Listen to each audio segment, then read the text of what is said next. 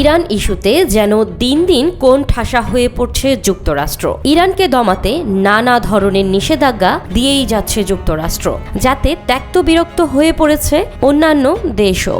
সম্প্রতি যুক্তরাষ্ট্র ঘোষণা করেছে ইরানের তেল বা পেট্রোকেমিক্যাল যারা কিনবে তারা কোনোভাবেই যুক্তরাষ্ট্রের সাথে ব্যবসা করতে পারবে না।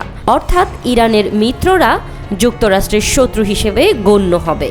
আর এমন পাগলাটে ঘোষণায় দিন দিন বড় হচ্ছে ইরানের জোট, আর ভয় বাড়ছে উল্টো যুক্তরাষ্ট্রেরই। 2023 সালে ইরান গড়ে 2.99 মিলিয়ন ব্যারেল তেল উৎপাদন করেছে, আর সেই তেলের 90% গেছে চীনে। তাহলে কি ট্রাম্প সরাসরি চীনের দিকেই যুদ্ধের ইশারা দিলেন? বিশ্লেষকরা বলছেন এ হুমকি শুধু ইরান নয়, বরং চীনকে কূটনৈতিকভাবে ঘিরে ধরার কৌশল। ট্রাম্পের এই বিশ্লেষক ঘোষণা ঠিক এমন সময় এলো যখন ওমানে যুক্তরাষ্ট্র ইরান পরমাণু ইস্যুতে চতুর্থ দফায় আলোচনার কথা ছিল, কিন্তু সেই বৈঠক হঠাৎ পিছিয়ে দিলেন ওমানের পররাষ্ট্রমন্ত্রী নিজেই। বাদার আল বোসাইদি তার এক্স হ্যান্ডেলে জানান, লজিস্টিক কারণেই আলোচনা পেছানো হয়েছে, নতুন তারিখ পরে জানানো হবে। এরপরই কূটনৈতিক মহলে শুরু হয় সমালোচনা। তাহলে কি ইরান পাত্তাই দিচ্ছে না যুক্তরাষ্ট্রের হুমকি ধামকিকে? যদিও তেহরান এ বিষয়ে নিশ্চিত করেছে তারা এখনও শান্তিপূর্ণ সমাধানেই অঙ্গীকারবদ্ধ। এ বিষয়ে ইরানের পররাষ্ট্রমন্ত্রী আব্বাস আরাকচি স্পষ্ট জানান, ইরান কোনো পারমাণবিক অস্ত্র চায় না, বরং এমন চুক্তি চায় যেটা তাদের অধিকার নিশ্চিত করবে আর শান্তিও আনবে। এদিকে একচেটিয়া সিদ্ধান্তে অনেকটা বিরক্ত হয়েই ইরানের পাশে দাঁড়ানোর কৌশলে এগুচ্ছে বেশ কয়েকটি শক্তিশালী রাষ্ট্র। বিশেষ করে যুক্তরাষ্ট্রকে টক্কর দিতে পারে এমন একাধিক দেশই এখন ইরানের জোটে সামিল হচ্ছে।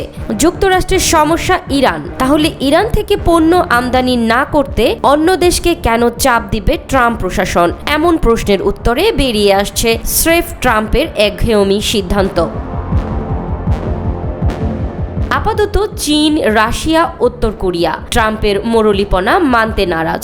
সরাসরি কিছু না বললেও কৌশলগত পন্থায় এমন শক্তিশালী দেশগুলো ইরানের সঙ্গে বাণিজ্যিক লেনদেন অব্যাহত রেখেছে, যা ট্রাম্পের গলা শুকানোর কারণ হয়ে দাঁড়িয়েছে।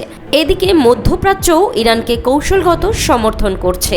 সব মিলিয়ে ট্রাম্পের আগের ভয় ছিল একা ইরান, আর এখন ইরানের মিত্রদের সংখ্যা বেড়ে যাওয়ায় সেই ভয় বেশ জাঁকিয়ে ধরেছে ট্রাম্পকে। কিন্তু ট্রাম্প তার খেপাটে স্বভাব থেকে কোনোভাবেই যেন সরে আসতে পারছেন না। তার এক পোস্টে উঠে এসেছে পরমাণু হামলার হুমকি আর চূড়ান্ত পরিণতির বার্তা।